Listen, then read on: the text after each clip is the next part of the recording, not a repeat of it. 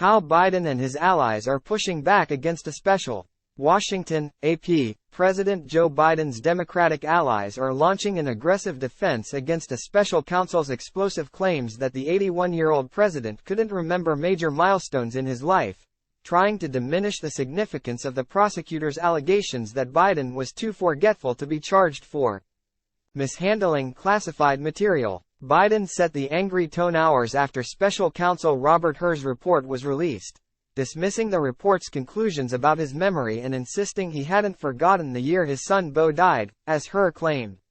Democrats on Capitol Hill and around the country quickly followed, Republicans saying that Biden is old is the least surprising thing in American politics. Senator Brian Schatz, D. Hawaii, said, "It's all they've got." Democrats plan to answer the widespread questions about the 81-year-old president's age and readiness by affirming that Biden is capable of being commander-in-chief and trying to discredit people who portray him as enfeebled. Key to that strategy is drawing a core contrast with former President Donald Trump, the heavy Republican front-runner who is himself 77 and has also confused names and facts while also facing 4 indictments and multiple multi-million-dollar civil judgments. The signs of support are crucial for Biden as he prepares for what could be a tight election against Trump. Even before the report's release, fears were mounting that the coalition that helped elect Biden in 2020 was fraying, making it all the more important for Biden to keep as many supporters as possible firmly on his side.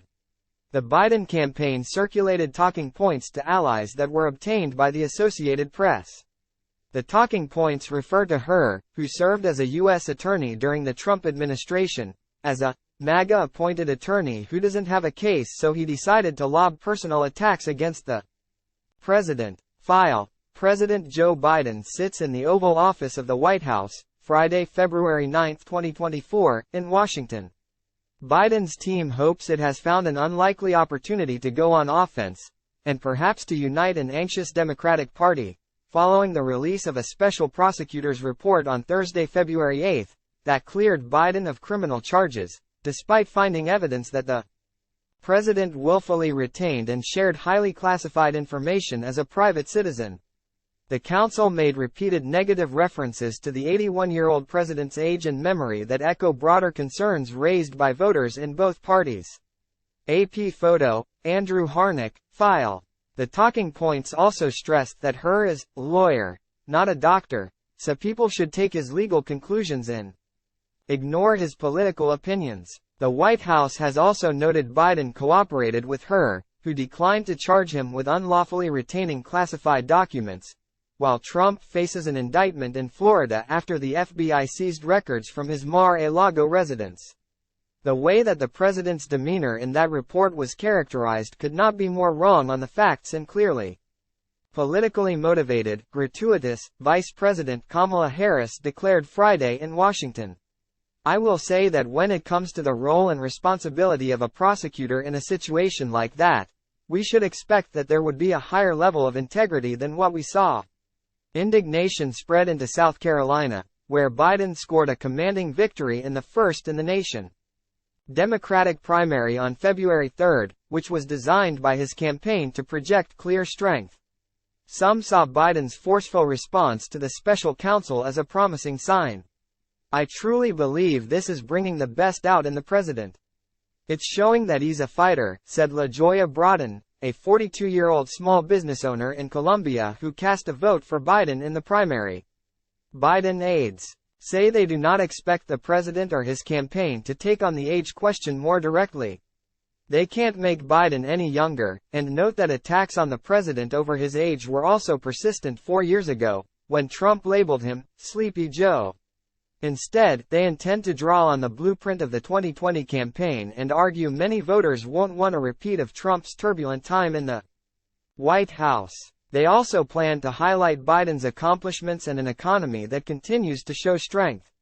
The president has said that age is a fair question on voters' minds, but if you're an independent or pursuable voter across this country and you're worried about your kid facing gun violence while going to school, the prospect of a national abortion ban, or the future of our democracy, you may think about the president's age, but at the end of the day the choice is easy, said Kate Berner, a former Biden deputy communications director in the White House. Donald Trump is on the wrong side of all of those issues. Some Democrats weren't so optimistic. This is a distraction. When you're running a presidential campaign, you don't like distractions, said Jim Messina, who led former President Barack Obama's last campaign. Messina compared the special counsel's report to former FBI Director James Comey's October 2016 announcement that he was further investigating former Secretary of State Hillary Clinton's handling of classified emails. Comey's announcement, which came 11 days before the election, has been blamed for helping Trump beat Clinton. In this case, this week's report comes more than 9 months before Election Day.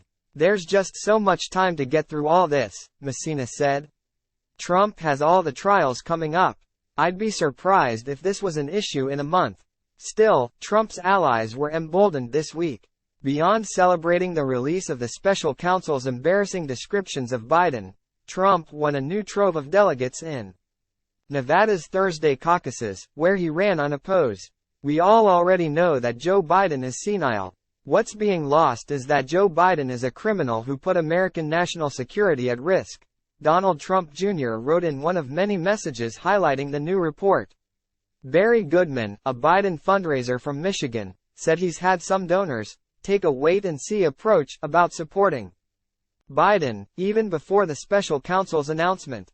They wanted to see if someone else would get in or whether Trump would drop out, but no one else is getting in, Goodman said. Of everyone I talked to, some are more excited than others. Still, Goodman said this week's report did nothing to shake his support for Biden. Trav Robertson, a former South Carolina Democratic Party chairman, described the report as an obvious political liability for Biden, but he directed blame squarely at Attorney General Merrick Garland for allowing the report to include comments about the president's age, memory and cognitive function. Merrick Garland not doing his job only allowed a Trump appointee to feed a political narrative to deflect from Trump, Robertson said, adding, Donald Trump can't lift a glass of water to his lips without using both hands because he's old. Indeed, Biden's allies were eager to highlight a perceived double standard as Biden's gaffes get far more attention than those of other leading politicians. Trump repeatedly confused former House Speaker Nancy Pelosi and Republican rival Nikki Haley in recent weeks. Biden didn't help himself, of course, by referring to the Egyptian leader as the president of Mexico late Thursday. There's a clear unfairness there that people feel, Representative Dan Goldman, DNY, a former U.S. attorney, said of the focus on Biden's gaffes, describing the special counsel's assessment of Biden's mental health as improper, inappropriate, and shameful. Representative Robert Garcia, D. Calif, noted that even House Speaker Mike Johnson also recently confused Iran with Israel. Who cares? Garcia said of the gaffes. The president is going to win. I'm very confident in that. Most importantly, he's going to be running against a 91-time indicted criminal. People's reported from New York. AP writers Bill Barrow in Atlanta and Ayanna Alexander in Washington contributed. President Joe Biden, right, meets with German Chancellor Olaf Scholz in the Oval Office of the White House, Friday, February 9, 2024, in Washington. AP photo, Andrew Harnick. Spokesman for the White House counsel's office Ian Sams speaks during a press briefing at the White House in Washington, Friday, February 9, 2024. AP photo, Andrew Harnick. Spokesman for the White House counsel's office Ian Sams, right, accompanied by White House Press Secretary Karine Jean-Pierre, speaks during a press briefing at the White House in Washington, Friday, February 9, 2024. AP photo, Andrew Harnick. President Joe Biden arrives on Marine One at Delaware Air National Guard Base in Newcastle, Delaware, Friday, February 9, 2024. Biden is spending the weekend in Wilmington, Delaware. AP photo, Stephanie Scarborough.